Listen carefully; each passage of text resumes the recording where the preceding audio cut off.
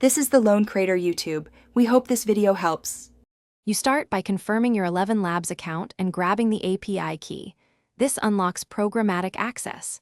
Next, prepare a clean script, short sentences, intentional commas, and line breaks for breaths, because TTS follows punctuation. Then pick an existing voice or upload a clear audio sample for cloning if you need a custom tone. Once done, test a 1-2 sentence clip to verify pronunciation and energy. This quick feedback loop saves time before longer renders. Now dial in voice parameters. Use the style presets, neutral or expressive, or fine-tune speed and pitch to match intent, slower for clarity, faster for urgency. Make short previews after each change to ensure naturalness.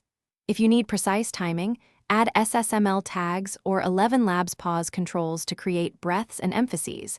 This guides the model where to slow or stress words. Once you're happy with a short sample, render a medium-length segment to evaluate flow and consistency. Render the full voiceover selecting your desired format and bitrate. Higher bitrates help retain nuance. After rendering, listen on headphones and speakers to catch issues like mispronounced names or odd pacing.